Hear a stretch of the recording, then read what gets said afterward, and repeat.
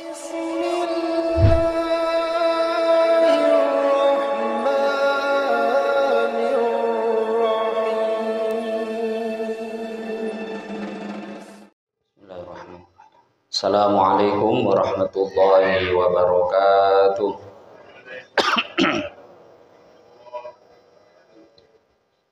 Alhamdulillahil fattahil alim alladzi khalaqal insana fi ahsani taqwim wa asyhadu an la ilaha illallahul wahidul hakim wa asyhadu anna sayyidana wa maulana Muhammadan abduhu wa rasuluhur raufur rahim.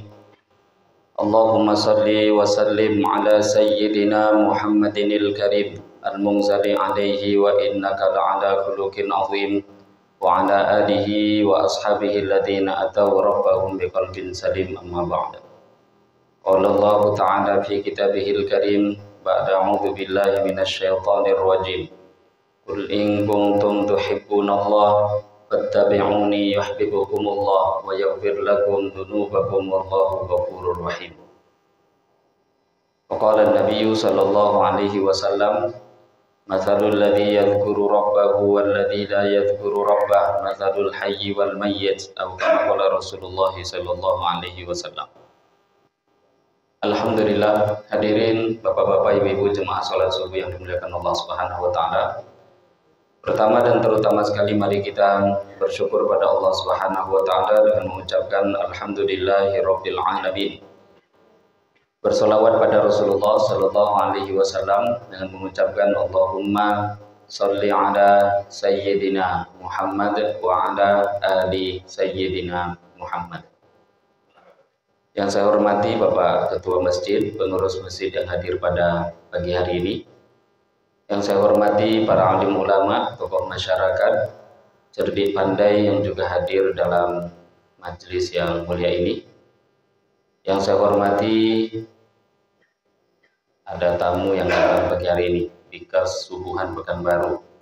Begitu juga bapak-bapak, ibu-ibu, hadirin wal hadirat yang tidak bisa disebutkan namanya satu persatu, yang insya Allah kita yang hadir semua mendapatkan rahmat daripada Allah Subhanahu wa taala. Amin ya rabbal alamin.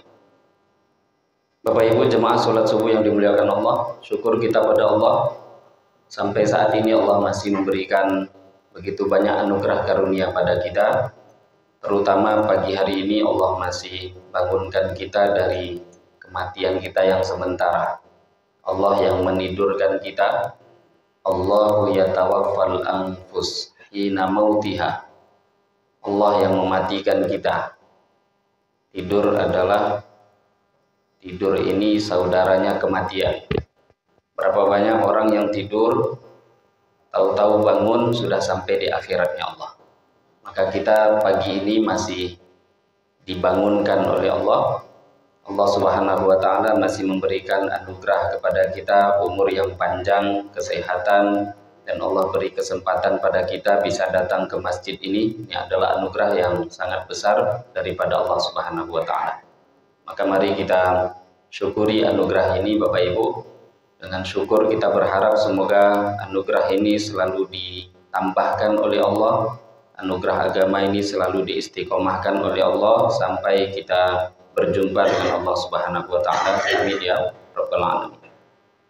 Bapak Ibu jemaah salat subuh yang dimuliakan Allah, pagi hari ini kita akan lanjutkan kajian kita membaca kitab Al-Adhkar An-Nawawi, kitab yang ditulis oleh Al-Imam An-Nawawi rahimahullah ta'ala. Pada pagi hari ini kita masuk dalam judul bab ma yaquluhu idza dakhala fis sholati.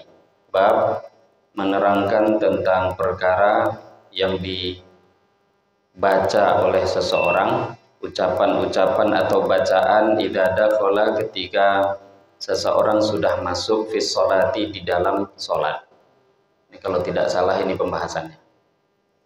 Bab ma yaquluhu idza dakhala fis sholati, bab menerangkan pembahasan yang dibaca oleh seseorang ketika sudah masuk di dalam sholat. Bismillahirrahmanirrahim. Qala al-musannif rahimahullahu ta'ala, nafa'anallahu bihi wa bi'ulumihi fid dharain. Wa bi sanadina al-muttasil ila al-Imam An-Nawawi qala, i'lam, ketahuilah, anna hadzal bab, sesungguhnya bab ini wasi'un jiddan, sungguh sangat luas. Bab tentang membahas, bab menerangkan pembahasan bacaan-bacaan yang dibaca ketika seseorang sudah masuk dalam sholat. Halaman 71. 70 apa 71 ya? Kalau enggak 70, 71.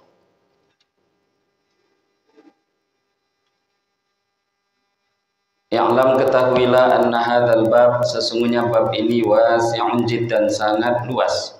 Waja'at, dan telah datang fihi, dalam pembahasan ini, ahaditsu sahihatun, hadis-hadis sahih, katsiratun, yang banyak, min anwa'in adidah, daripada macam-macam hadis yang begitu banyak. Jadi pembahasan tentang ucapan, bacaan yang berkaitan dengan mulainya sholat ini terlalu banyak, bahkan dari sekian banyak itu juga yang sahih-sahih banyak. Wa fihi, dan di dalam pembahasan dalam hadis tersebut, furu'un, ada cabangan, katsiratun, yang banyak, fi kutubil fikhi, dalam kitab-kitab fikih. Nunabbihu, kami memperingatkan, huna di sini, minha, daripada furu', cabangan tadi, ala usuliha, atas usul pokok dasar-dasarnya, wa maqasidiha, dan maksud-maksudnya, duna daqaiqiha, bukan menerangkan detail-detailnya, wa nawadiriha, dan juga bukan menerangkan pembahasan yang jarang ada. Kitab ini beliau juga ingatkan di sini, pembahasan tentang sholat itu cabangannya terlalu banyak, dan nanti kalau ingin tahu detailnya dalam kitab fikih. Dan beliau pun mengatakan di sini, duna daqaiqiha, yang detail-detail itu bukan di sini saya bahas. Wa nawadiriha, kemudian yang nawadir, yang nadir, yang jarang-jarang terjadi, pembahasan itu jarang, kejadiannya pun juga jarang. Kejadian yang jarang-jarang itu juga nggak akan dibahas dalam kitab ini. Wa ahdzifu, dan aku membuang, adillata mu'dhamiha, dalil-dalil kebanyakan daripada pembahasan ini, itharon lil ikhtisar, karena lebih mendahulukan untuk meringkas. Dalil terlalu banyak, maka kebanyakan itu juga disingkat. Idlaisa, karena tidaklah hadal kitabu, kitab ini, maudu'an, tempat libayanil adillati, untuk menjelaskan dalil-dalil. Innama huwa, hanyalah kitab ini, libayanima, untuk menerangkan pembahasan yu'malu, yang diamalkan bihi, dengannya. Wallahul muwaffiq, Allah lah yang memberikan taufik pada kita semua. Jadi beliau ingatkan, ini bukan kitab dalil, ada dalilnya tapi nggak detail. Bukan juga membahas tentang pembahasan yang jarang-jarang terjadi. Nah, kalau mau lihat pembahasan jarang-jarang yang terjadi, detail-detailnya, furu'-furu' pembahasan fikih, nah itu memang letaknya dalam kitab-kitab fikih. Beliau pun juga punya kitab yang beliau tulis khusus untuk membahas dalil dengan detail, namanya Majmu' Syarah Muhadzab. Kitab Majmu' Syarah Muhadzab itu pun beliau ini macam-macam percetakan, ada yang 27 jilid, ada yang 23 jilid, tergantung percetakan. Yang saya punya itu 27 jilid. Kita baca kitab ini cuma 1 jilid, enggak, saya 1 jilid ini kitab ini, Al-Adhkar. Dan beliau punya kitab namanya Majmu' Syarah Muhadzab, itu kitab dalil, dalil fikih, detail-detail pembahasan yang jarang terjadi pun dibahas semua. Ya, kalau beliau juga kembali membahasnya, ya kitab ini bukan 1 juz, bukan 1 jilid lagi, bisa jadi 27 jilid. Dan dari 27 jilid itu pun beliau nggak sempat menyelesaikan semua. Dilanjutkan oleh Al-Imam As-Subki sampai selesai.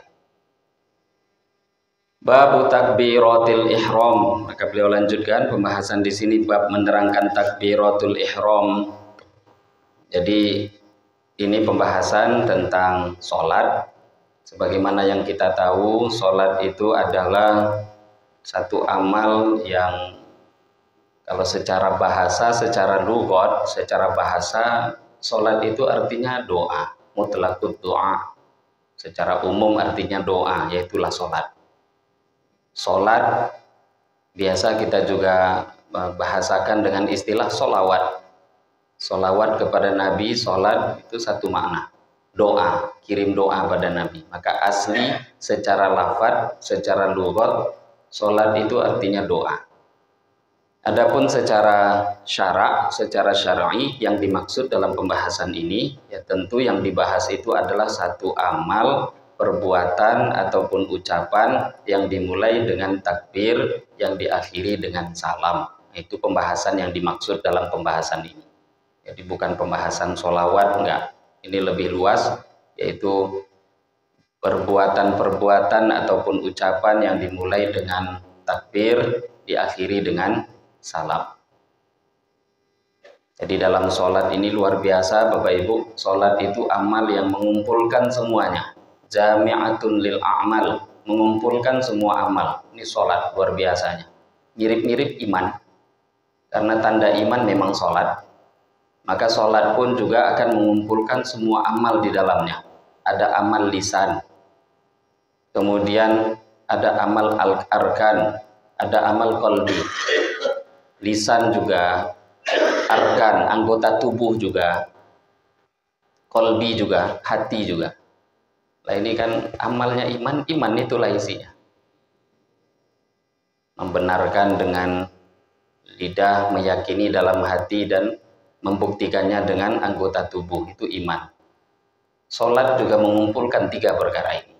Lah menunjukkan memang sholat itu perkara yang paling penting di dalam Islam. Kalau ingin tahu, kata Nabi, kedudukan sholat di dalam agama ini, contohnya adalah seperti kedudukan kepala pada badan manusia. Kalau sudah ada orang ngaku Islam tapi tidak sholat, maka itu perumpamaannya seperti manusia yang tidak memiliki kepala. Sering para ulama beri contoh, dan ini dari hadis Nabi tadi. Kalau ada orang tidak punya tangan, masih dikatakan manusia. Nggak punya kaki, itu masih manusia juga. Ya cuma mungkin cacat, tapi masih hidup. Tapi kalau ada orang nggak punya kepala, itu nggak bisa dikatakan manusia. Maka sholat juga seperti itu. Sholat ini kedudukannya seperti kepala. Siapa yang tidak sholat, maka seolah-olah entah Islam atau tidak. Maka tidak mengherankan ada sebahagian ulama yang langsung memang memvonis orang yang tidak sholat itu kafir, keluar dari Islam. Al-Imam Syafi'i, imam kita Imam Syafi'i, beliau masih memberikan detail hukum. Dia kalau enggak sholat, kalau memang sampai mengingkari kewajiban sholat, nah itu yang kafir. Tapi ada hadis secara umum, man tarokas sholat muta'ammidan faqad kafar, siapa yang meninggalkan sholat dengan sengaja kafir. Ada ulama yang pakai zohir hadis ini, ya enggak sholat kafir. Tapi Imam Syafi'i, ini hadis seperti maknanya tadi, memang kalau dia tinggalkan itu karena ingkar dengan kewajiban sholat, faqad kafar, maka berarti memang kafir, keluar daripada agama Islam. Nah, di sini akan dibahas tentang pentingnya sholat tadi, tata cara, amalannya, apa yang dibuat dari awal sampai akhir. Nah, sebelum pembahasan sholat kan kita bahas amal-amal yang sebelumnya. Jalan dari masjid, ketika sudah duduk di masjid, menunggu iqomah apa yang dibaca, terutama waktu subuh. Allahumma rabba Jibril wa Israfil wa Mikail wa Muhammadin Nabiyyi sallallahu alaihi wasallam, a'udzubika minan nar. Itu amal-amal dibuat Nabi sebelum iqomah subuh. Ini sudah ada urutannya. Ini masuk sholat sekarang. Karena bangun tidur ya sholat subuh. Bab takbiratul ihrami, bab menerangkan tentang takbiratul ihram. Ya'lam, ketahuilah, anna sholata, sesungguhnya sholat, la tasihhu, tidaklah sah, illa bi takbiratul ihrami, kecuali dengan takbiratul ihram. Faridatan, fardu, faridatan baik sholat fardu, kanat adanya, au nafilatan atau sholat sunnah. Ketahuilah sesungguhnya tidaklah sah sholat itu kecuali dengan membaca takbiratul ihram, baik sholatnya sholat fardu ataupun sholat sunnah. Jadi entah sunnah entah fardu, biasanya kadang antara sunnah dengan fardu itu sunnah agak diringankan hukum. Contoh kalau sholat fardu wajib berdiri, tapi sholat sunnah boleh duduk walaupun mampu berdiri. Nah, makanya dalam sholat sunnah itu anjurannya panjang-panjang Bapak Ibu. Kalau sholat fardu kok dipanjang-panjangkan, terutama berjamaah, Nabi marah. Sehingga sahabat Mu'adz bin Jabal ketika jadi imam, kemudian ada satu orang makmumnya itu bukan membatalkan sholat, menyelesaikan sholat sendiri, mufaroqah, kemudian ngadu pada Nabi, ya Rasulullah, kami ini pengembala, kerjaan kami tiap hari berat, ngangkat air, mengembala unta, tahu-tahu Mu'adz ngimami di kampung kami, dibacanya Al-Baqarah. Maka ngadu, dipanggil oleh Nabi. Setelah dipanggil, maka Nabi menegur, afattanun anta ya Mu'adz, apakah kamu ini ingin menjadi orang yang membuat fitnah dalam agama? Kalau mau jadi imam sholat, baca wadduha, baca surat pendek, kata Nabi. Jadi kalau imam sholat fardu, itu aturannya. Mungkin ada beberapa tempat khusus yang agak panjang, subuh Jumat. Tapi selain itu, umumnya sholat yang dianjurkan Nabi singkat. Sholat yang bacaan tidak terlalu panjang. Kenapa? Fardu. Itu nggak ada keringanan bagi siapapun.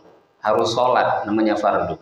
Dan untuk sunnah, maka panjang-panjang yang dicontohkan Nabi.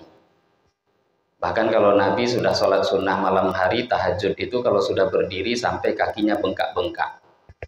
Nah, terutama kita ini sebentar lagi insya Allah puasa. Semoga Allah panjangkan umur kita jumpa Ramadan. Amin.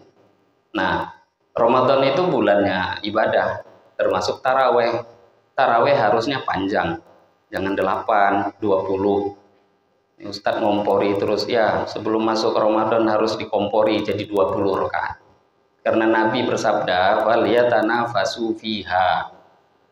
Tanafus, Allah suka, kata Nabi, melihat kalian itu lomba-lomba amal di bulan Ramadan. Bukan lomba sedikit amal, enggak, berlomba, berpacu, senang melihat amal yang terbanyak di bulan Ramadan. Coba bayangkan Bapak Ibu, kalau bukan Ramadan kita mau amal, mau bulan kapan lagi dicari amalnya? Coba bayangkan, kalau masjid enggak memfasilitasi amal, di mana lagi umat mau mencari tempat beramal kalau bukan di masjid? Kalau masjidnya enggak ada sholat sampai 20, terus sholatnya enggak sampai 1 juz, terus mau cari di mana? Ya di masjid sebelah lah akhirnya. Jemaah masjid kami itu dulu mencari 1 juz, ya carilah masjid sebelah. Karena tidak ada fasilitas. Kalaupun ada jauh, akhirnya umat yang semangat-semangat pergi. Nah, kita kadang berpikir, Ustadz kalau dipanjangkan orang lari, itu setan aja yang berpikirkan, meniupkan pikiran itu pada kita. Kalau di tempat kami dulu, banyak orang-orang yang mereka ingin sholat panjang-panjang, gara-gara masjidnya sholat pendek, pergi cari masjid yang lain. Akhirnya ke sebelah. Jadi relatif itu. Tapi kalau sholat sunnah, anjurannya panjang. Untuk sholat sunnah. Faliyatanafasu fiha. Maka hendaklah berlomba-lomba di bulan Ramadan. Ini bulan, kalau sekarang ustadz-ustadz di mana-mana dakwah, semangat dengar pas di masjid. Tapi belum lagi sempat keluar dari masjid, dalam masjid pun setan bisikkan, Anda batu bagi Ustadz itu doh. Jadi sama-sama dakwah ini. Tapi kalau sudah masuk Ramadan Bapak Ibu, setan tuh dikabek, diikat, dirantai, dibuang ke laut. Ini hadis Nabi. Jadi kalau sudah Ramadan nggak ada setan, tapi kalau masih kita nggak semangat ibadah, nah setannya udah berubah jadi manusia tuh. Sudah nggak ada lagi itu gangguan. Kalau kita punya aturan sebelum Ramadan, berat. Membuat aturannya itu berat sebelum Ramadan. Belum lagi setan masih berkeliaran. Tapi kalau sudah Ramadan, kesemangatan akan timbul. Karena setan udah nggak ada lagi yang ganggu. Cuma kalau sudah pengaturan nggak ada, ya nggak akan bisa dibuat. Maka memang satu kebijakan, keberanian yang harus dimulai. 20 rakaat itu ijma'. Sholat taraweh 20 itu ijma'. Ini luar biasanya, itu amal yang sunnah-sunnah itu jarang ijma' ya, kecuali taraweh. 20 rakaat itu sudah dimulai dari zaman sahabat terutama Sayyidina Umar bin Khattab, 20 dibuat, dan ketika 20 rakaat dibuat di Masjid Nabawi, masjidnya Nabi. Setelah beliau wafat, waktu itu sahabat-sahabat besar ada semua. Yang kecil pun sahabat banyak. Nggak ada yang mengingkari. Maka ini dinamakan ijma'. Dan berlaku itu. Di Mekah Madinah nggak pernah berubah 20 sampai sekarang. 1400 tahun. Walaupun mungkin sekitaran Mekah Madinah itu ada ustadz atau ulamanya yang memfatwakan 8 lebih utama. Ini nggak pembahasan 8 dengan 20, nggak. Mau 2 pun boleh tarawih. 4 juga boleh. Tapi ijma' dalam istimaiyatnya 20 dari zaman dulu. Jadi mau berapa pun boleh kalau untuk jumlah bilangan. Tapi ijma' letaknya dalam 20. Belum ada tuh ijma' dalam 8. Nah, jadi usahakan. Dan itu akan membuat nyaman. Nanti di bab tarawih ada dalam kitab Adzkar ini. Imam Nawawi menjelaskan panjang lebar bab tarawih. Dianjurkan, kata Imam Nawawi dalam kitab ini, pembahasan tarawih itu sholatlah 20 rakaat setiap malamnya, jangan kurang dari 1 juz, tapi juga jangan lebih. Ini ukuran pas. Kurang jangan, lebih nggak baik. Tapi lebih nggak baik itu untuk kita-kita yang lingkup masjid umum. Tapi kalau ada lingkup khusus, pesantren, orang-orang yang sudah punya kemampuan lebih, kesepakatan bersama, mau sholat 1 malam 5 juz boleh, 1 malam 10 juz boleh, 1 malam 30 juz pun boleh. Nah ini bagi orang-orang. Tapi kalau yang masjid umum, kata Imam Nawawi, 1 juz jangan kurang, lebih juga jangan. Dan itu terbukti mampu dibuat oleh orang-orang, dan Allah jaga amal itu terus menerus. Bayangkan 1400 tahun Mekah Madinah sampai sekarang. 1 juz itu nggak lebih nggak kurang.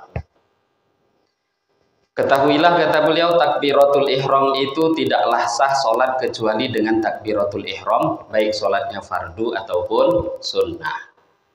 Nah, jadi bab takbiratul ihram nggak ada keringanan, sunnah juga wajib, sholat fardu juga wajib. Kalau ada orang baca takbiratul ihram, maka kalau nggak baca, sholatnya tidak sah. Wa takbiratu, adapun takbir inda Syafi'i, menurut Imam Syafi'i wal aktsarina, dan kebanyakan para ulama, juz'un adalah termasuk bahagian minas sholati, daripada sholat. Wa ruknun, dan termasuk rukun min arkaniha, daripada rukun-rukunnya sholat. Wa inda Abi Hanifah, dan menurut Imam Abu Hanifah, hiya takbiratul ihram, hiya takbiratul ihram syartun, adalah syarat, laisat min nafsis sholati, tidaklah takbiratul ihram itu termasuk nafsus sholat, termasuk bahagian zatnya sholat. Jadi di sini beliau sedikit menerangkan pada kita, menurut jumhur ulama, kebanyakan mayoritas ulama, takbiratul ihram itu adalah rukun daripada rukun-rukunnya sholat. Lah tapi menurut sebagian ulama lain, Imam Abu Hanifah, takbiratul ihram itu nggak termasuk rukun, tapi termasuk syarat-syaratnya sholat. Apa bedanya syarat dengan rukun? Beda. Harus diulang-ulang biar kita tahu. Rukun sholat itu, ini rukun dengan syarat itu sama-sama satu amal yang wajib dipenuhi. Kalau tidak terpenuhi, sholatnya nggak sah. Entah itu rukun ataupun syarat, jadi wajib. Harus dipenuhi. Perbedaannya, rukun itu memang betul-betul berada di dalam amalnya. Kalau rukun sholat adanya di dalam sholat. Hitungannya termasuk bahagian dalam sholat. Tapi kalau syarat itu adanya di luar. Sebelum amal itu dimulai, dia sudah harus dipenuhi terlebih dahulu. Itu syarat. Contoh syarat sahnya sholat, menghadap kiblat. Nah, menghadap kiblat ini kan sebelum sholat dimulai sudah harus menghadap. Jadi belum lagi sholat dimulai, dia sudah harus dipenuhi. Berarti ada di luar. Contohnya lagi, menutup aurat. Menutup aurat itu kan bukan termasuk sholatnya. Sholat itu kan ruku, sujud. Nutup aurat itu luarnya sholat. Sebelum mulai pun sudah harus dipenuhi. Dan itu nanti ada pembahasan detailnya kan. Yaitu contoh syarat. Rukun ada di dalamnya. Ya contohnya rukun, takbiratul ihram, baca Fatihah, ruku, sujud, salam, nah itu rukun-rukun sholat. Ini perbedaannya. Lah menurut Imam Syafi'i dan jumhur madhab kita, takbiratul ihram itu rukun. Jadi mulai baca Allah itu sampai Allahu Akbar, mulai masuk sholat, takbir yang pertama itu dinamakan takbiratul ihram. Itu namanya rukun, kata beliau. Termasuk bahagian sholat. Kalau menurut Imam Abu Hanifah enggak. Itu syarat. Jadi baca takbiratul ihram itu belum masuk sholat, mesti dihitung luar sholat menurut Imam Abu Hanifah. Selesai baca takbirnya, roknya habis baru masuk sholat menurut Imam Abu Hanifah. Dan ini akan mengeluarkan, akan ada perbedaan efek hukum di sini. Jadi kalau dilihat fatwanya Imam Abu Hanifah, kok ada orang takbir belum menghadap kiblat, pas di tengah takbir ngadap kiblat, sah sholatnya. Kalau lihat fatwanya Imam Abu Hanifah. Atau kalau ada orang memegang benda najis, tapi najis itu tertutup misalkan. Misal seperti benda-benda zaman sekarang itu, macam kelereng besar itu ada bangkai-bangkai di dalamnya, itu binatang-binatang jadi gantungan kunci, entah apa itu kan najis, itu bangkai atau benda-benda apa. Cuma yang seperti itu yang paling mudah kita contohkan, dia najis di dalamnya tapi kan di bagian luarnya mungkin suci. Tapi kalau dimasukkan ke kantong, dipegang di tangan sambil sholat, sah nggak sholatnya? Nggak sah. Kenapa dihitung nggak sah sholatnya orang membawa bangkai? Karena dia dihitung membawa. Nah, ini akan ada efek hukum dalam perbedaan syarat dan rukun tadi. Jadi kalau menurut Imam Abu Hanifah, nanti kalau ada orang takbir masih pegang macam apa tadi itu di tangannya, takbir Allahu Akbar. Nah, sebelum selesai dia buang, tapi mulainya tuh dia pegang, maka kata Imam Abu Hanifah sholatnya sah. Tapi kalau dalam mazhab Syafi'i enggak, itu rukun. Anda mulai kok megang, batal sholat. Dan ini mengeluarkan efek-efek hukum yang berbeda tadi. Jadi bukan cuma sekedar apa ini ditulis ya, kok katanya menurut Imam Syafi'i rukun. Jumhur ulama mengatakan takbiratul ihram rukun, tapi menurut ulama lain seperti Imam Abu Hanifah syarat. Apa bedanya? Ya itulah beda di antara efek hukum yang menyebabkan tadi ketika ada perbedaan penilaian apakah rukun atau syarat, maka nanti efek hukumnya pun juga akan berbeda. Atau contohnya lagi, misal sholat zuhur itu masuknya ketika tergelincirnya matahari. Kan masuknya zuhur, tergelincirnya matahari. Kalau kita karena awam-awam zaman sekarang sudah pakai jam kan, zuhur 12 lewat 28. Nah, lewat 12 lewat 28. Maka kalau Imam Syafi'i mengatakan takbiratul ihram itu rukun, maka berarti kalau mau sholat zuhur betul-betul harus jam 12 lewat 28. Anggap saja dia tinggalkan sunnah azan, sunnah iqomah, pas bunyi tet 12.28, langsung dia takbiratul ihram sholat zuhur, sah sholatnya. Yang penting masuk dulu waktu takbir dimulai. Nah kalau Imam Abu Hanifah karena itu syarat, walaupun masih 12.27, belum lagi masuk waktu zuhur, kemudian dia sudah memulai takbirnya dengan ucapan A, itu alif, Allahu A. Mulai ketika baca Allah, itu zuhur belum masuk, tapi sebelum selesai bar zuhur masuk, maka sholatnya sah. Ini efek-efek hukum nanti ini. Jadi menurut Imam Abu Hanifah, takbiratul ihram itu syarat, dia belum lagi masuk sholat. Jadi ketika orang sudah mengerjakannya walaupun waktu, karena kan sholat harus masuk waktu syaratnya. Kalau ada orang sholat kok belum masuk waktu kan nggak sah. Nah efek hukum panjang dan melebar. Sebenarnya ini detail-detail dalam pembahasan fikih. Tapi ini perlu kita ketahui karena sudah memang beliau beritahu di sini. Termasuk takbiratul ihram itu adalah rukun daripada rukunnya sholat. Maka penting kita perhatikan betul-betul ketika takbiratul ihram kok ada hal-hal yang membuat sholat itu batal dikerjakan, maka sholatnya betul-betul menjadi batal dan tidak sah. Wa'lam, dan ketahuilah anna lafaz takbir, sesungguhnya lafaz takbir ayyakula, yaitu seseorang mengucapkan Allahu Akbar. Lafaz takbir itu adalah dengan mengucapkan Allahu Akbar. Au yaqulu, atau seseorang mengucapkan Allahul Akbar ditambahkan alif lam. Jadi takbir itu lafadznya adalah Allahu Akbar atau tambahkan alif lam Allahul Akbar. Fahadani, dua kalimat ini Allahu Akbar ataupun yang ditambah alif lam Allahul Akbar, jaizani, kedua-duanya boleh inda Syafi'i, menurut Imam Syafi'i, wa Abi Hanifah dan Imam Abu Hanifah, wa akharina, dan ulama-ulama lainnya. Wa mana'a, dan melarang Malikun, Imam Malik, asani, ucapan kalimat yang kedua yang ditambah alif lam al-akbar tadi, Allahul Akbar, itu dilarang oleh Imam Malik dan juga riwayat masyhur nanti daripada Imam Ahmad bin Hanbal. Wal ihtiyatu, adapun yang hati-hati, ayatia, yaitu mendatangkan al-insanu, seseorang, bil awwali, dengan kalimat yang pertama tanpa tambahan alif lam. Hati-hatinya jangan pakai alif lam, karena tadi ulama ikhtilaf. Liyakhruja, supaya seseorang keluar minal khilafi, daripada khilafnya ulama.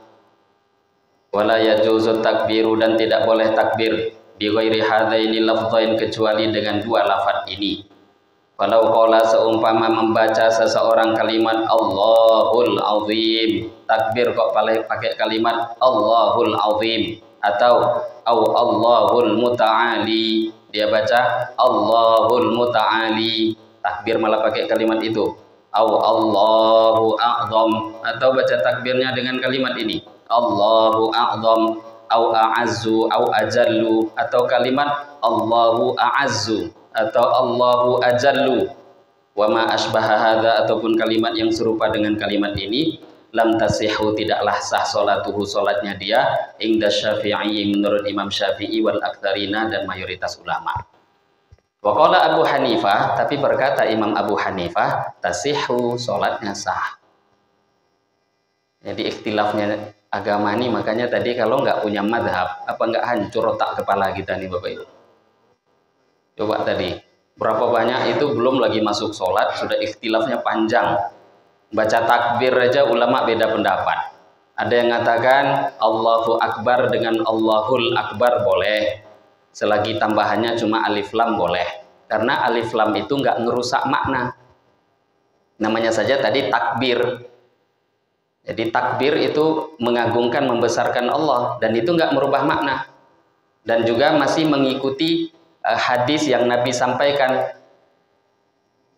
tahrimuhat takbir wa tahliluhat taslim. Salat itu tahrimuhat takbir, tahrimnya, ihramnya, yang mengharamkan salat adalah takbir, ucapan takbir. Nah, takbir ketika dia baca akbar dengan al-akbar nggak berubah makna, itu takbir kok.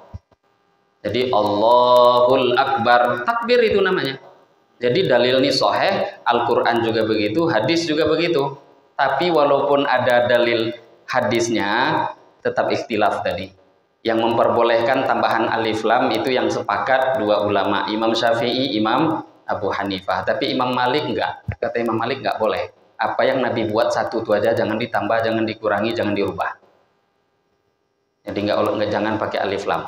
Maka dalam fatwa mazhab Syafi'i, al-ihtiyat, paling hati-hati janganlah ditambah. Tapi kalaupun ditambah, kita harus tahu hukumnya. Jangan nyalah-nyalahkan, kok ada imam nanti misal, atau ada orang lain sholat, Bapak Ibu dengar imamnya baca Allahul Akbar, sase imam, bukan sase. Udah belajar kan? Boleh ya. Tapi dalam fikih ini namanya pembahasan ini khilaf, amalan ini khilaful aula. Ini menyalahi yang lebih utama. Sebaiknya gunakan saja kalimat takbir tanpa alif lam. Itu lebih disepakati. Tapi menurut Imam Abu Hanifah lebih melebar lagi tadi. Bukan cuma lafaz takbir yang akbar saja. Semua kalimat yang menunjukkan mengagungkan Allah. Karena tujuannya takbiratul ihram itu adalah ketika kita masuk sholat, kita fahami, sadarkan diri kita, Anda sedang berjumpa, sedang menghadap pada siapa. Itu tujuannya takbir. Maka ketika mau mulai, baca Allahu A'zam, boleh aja, kata Imam Abu Hanifah, karena mau menghadirkan itu. Allah yang Maha Agung. Allah Maha Besar, ini kan kurang lebih aja kata Imam Abu Hanifah. Tujuannya untuk menghadirkan itu takbir. Jadi takbir bukan cuma sekedar lafadz kalimat, enggak. Mau mensinkronkan hati Anda sedang di mana. Jangan sampai sholat tapi di luar sholat hatinya, itu sia-sia. Maka takbir pertama sebelum baca Fatihah, sebelum ruku, sebelum doa-doa di dalamnya, tegur hati kita. Kita sedang menghadap Allah. Jadi baca takbir, besarkan Allah, kecilkan selain Allah. Jadi kalau orang sudah membesarkan Allah, nggak ada lagi yang mau diharapkan selain Allah, baru nanti khusyuk di dalam sholat. Ya, menurut Imam Abu Hanifah kalimat-kalimat tadi boleh semua. Walau qala, apabila seseorang membaca akbarullah dibalik. Kan Allahu Akbar, tapi ini akbarullah lam tasihhu 'ala sahih indana, tidak sah sholat dia menurut pendapat yang sahih menurut madhab kita. Wa qala ba'du ashabina, tapi menurut sebahagian ulama Syafi'i tasihhu, bacaan kalimat dibalik tadi akbarullah boleh menurut sebahagian ulama Syafi'iyah, tapi ini pendapat lemah. Kama law qala fi akhiri shalah, mereka berdalil sebagaimana ketika seseorang di akhirnya salat membaca alaikumussalam, ketika membalik salam boleh kok. Maka berarti membalik takbir ya kurang lebih. Kata mereka, fa innahu, karena sesungguhnya membalik kalimat salam menjadi alaikumussalam yasihhu sah ala sahihi, menurut pendapat yang sahih. Memang pendapat yang sahih boleh. Ini secara hukum ya, bukan mau bermain-main hukum. Fikih itu membahas kalau hal itu terjadi perlu dibahas. Tapi terbukti nggak ada yang mengamalkannya. Tapi perlu dibahas supaya tahu hukum ini ternyata ada pembahasannya. Wa'lam, ketahuilah annahu, sesungguhnya la yasihhu takbiru, tidaklah sah takbir, wala ghairuhu, dan tidak juga sah selain takbir, minal adhkari, daripada bacaan-bacaan zikir. Nah, jadi ini sebenarnya pembahasan ini kalau kita lihat di pembahasan fikih nanti akan lebih lebar lagi. Padahal beliau mengatakan pembahasan saya nggak terlalu detail. Nah, tapi terbuktinya detail juga beliau bahas.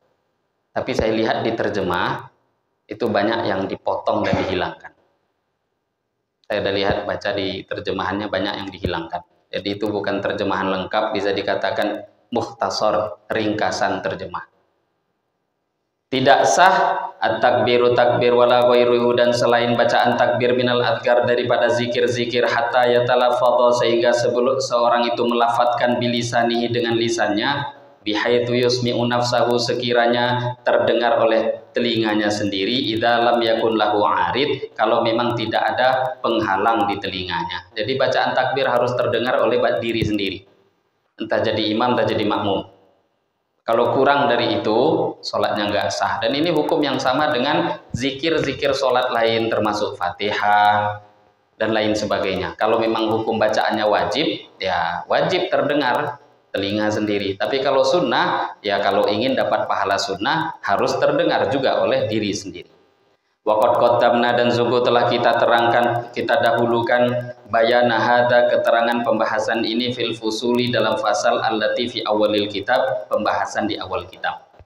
Fa in kana bilisanihi kharasun aw aibun, kalau memang di lisannya itu ada bisu, nggak bisa bicara, aw aibun, atau ada cacat, harrokahu, maka dia gerak-gerakkan saja, biqadri ma yaqdiru, seukuran yang dia mampu, alaihi, ke atasnya, wa tasihhu, maka sahlah sholatuhu, sholatnya dia.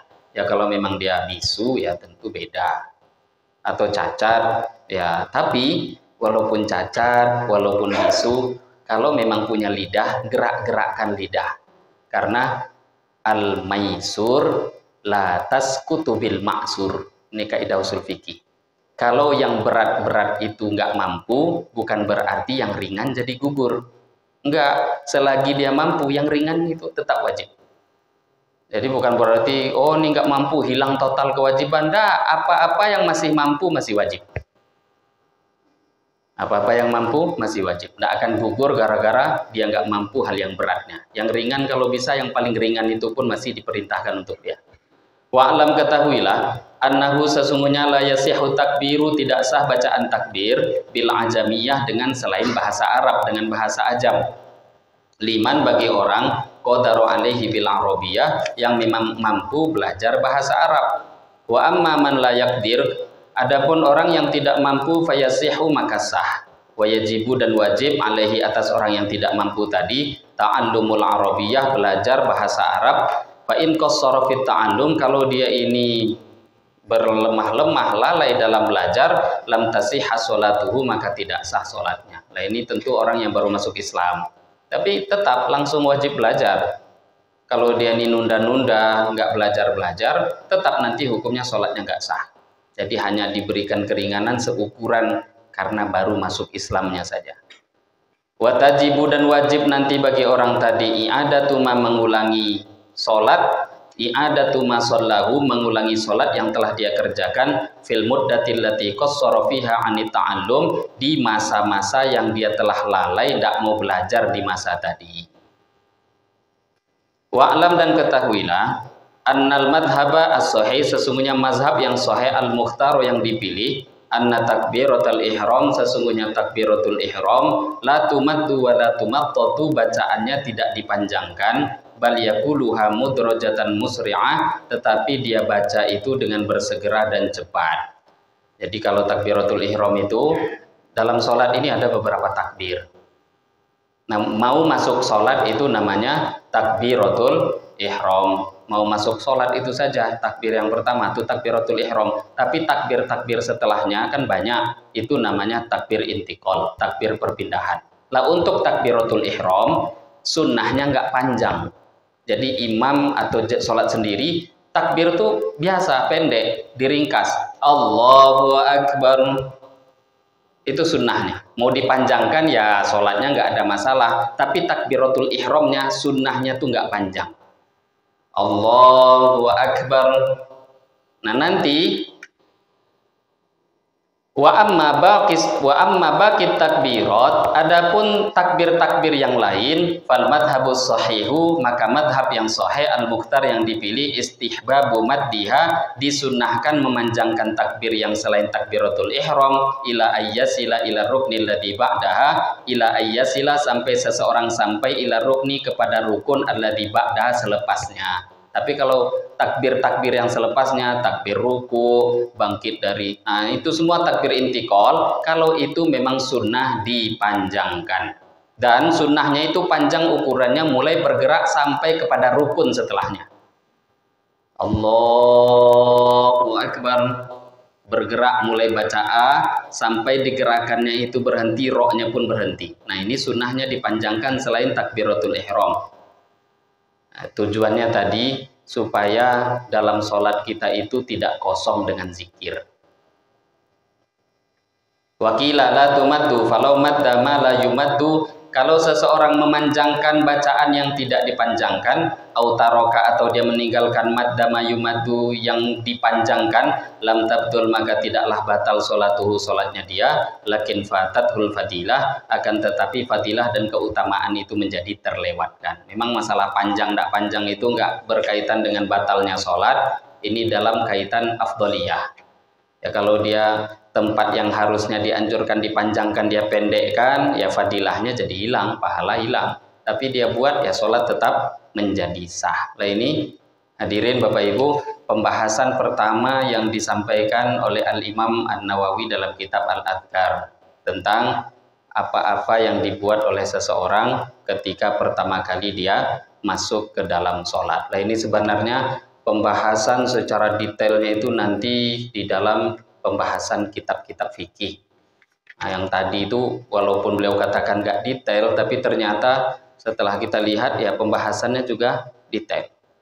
Tapi lebih detail tentu memang di dalam kitab-kitab fikih. Nah ini tadi yang bisa kita bahas pada pagi hari ini, pembahasan dari kitab Adhkar Imam Nawawi rahimahullahu ta'ala. Semoga dari apa yang kita dengarkan bisa kita ambil, kita fahami, bisa kita amalkan dan kita sampaikan kepada saudara-saudara Islam.